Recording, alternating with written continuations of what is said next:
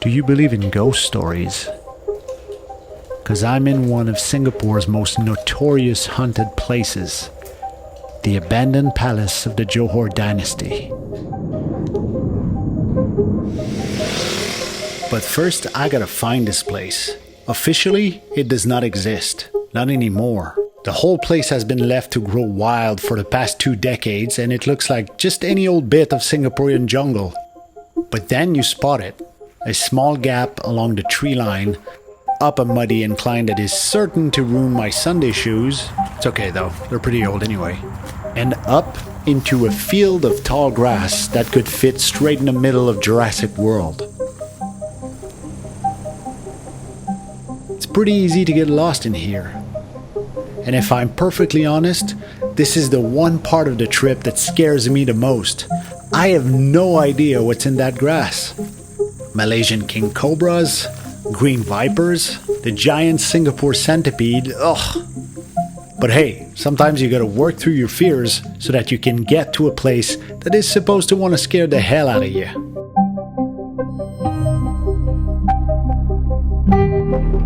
Welcome to Istana Woodneuk. Built as a home for the Sultan in 1935, bombed to hell by the Japanese in 1942, burned to ashes in 2006, abandoned to the wilderness ever since.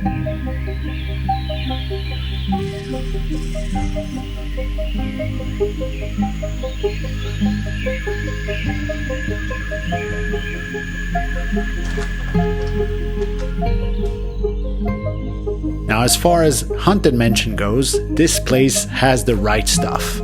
It checks all the right boxes. A bunch of tree roots going through the wooden floor, leaky ceiling with big giant cracks that make you think that the whole building will crash on your head at any moment.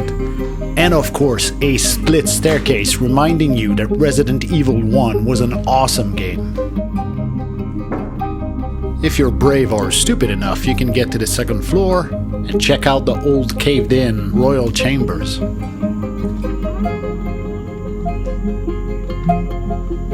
And although most of everything is charred and crumbled, I'm surprised to see those blue tiles on the ground, part of the roof tiling that was once the crown jewel of this place. And to see the blue color still super vivid after years of sunwash and monsoons. I know, we're not here for roof tiling, we're here for ghosts, right? Are there ghosts out here? Evil spirits stuck in dark corners ready to pounce? There's only one way to find out.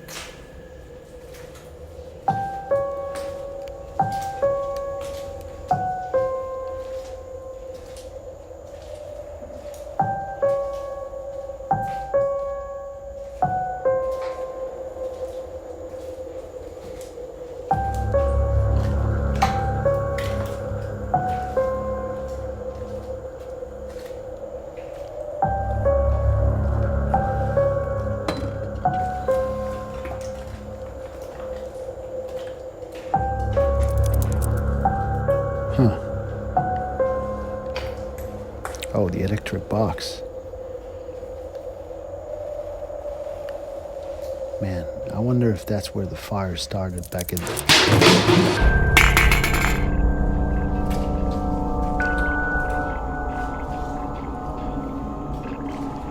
Probably just a monkey.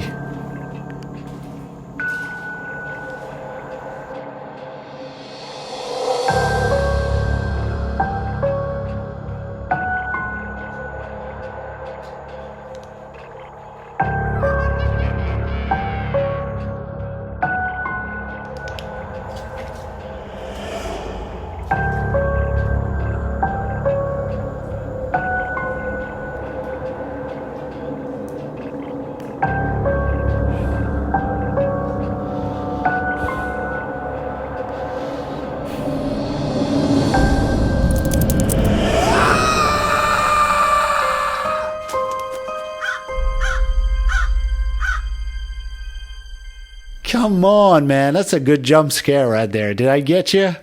Yeah, I did. But look, if you get rid of the spooky music and you bring up the exposure, then this place doesn't look half bad now, does it? And I guess this is kind of my point today.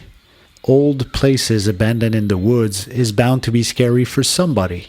You can choose to fear it, or you can accept it for what it is. And sure, it's creepy in spots, but if I look past the juvenile vandalism and the whole destruction vibe, I am left with a different feeling about this place. It evokes something else entirely different than fear. Loneliness. Left alone in a world that has long since moved on. Generations of kings were born here, lived their lives here, and died here. Their memories distant echoes, unable to reach us through time. It's actually easy to imagine horse-drawn carriage coming and going from this place.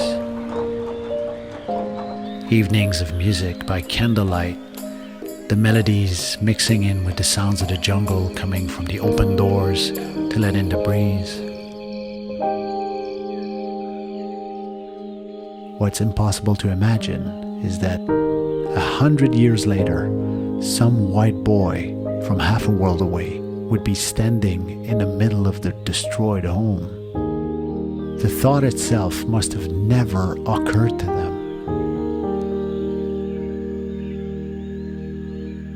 Where most people see a haunted mansion, I see a home, old and tired, still standing after enduring so much, after witnessing so much.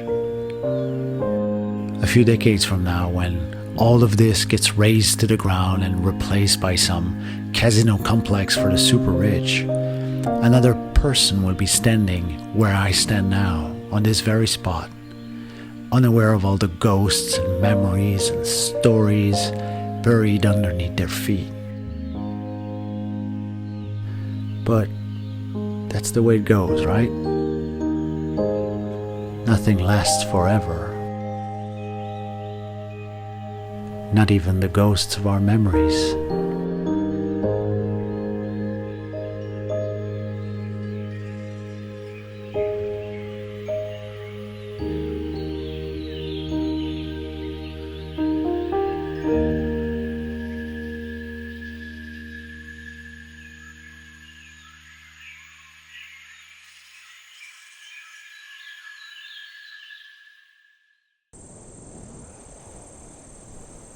Okay, now what?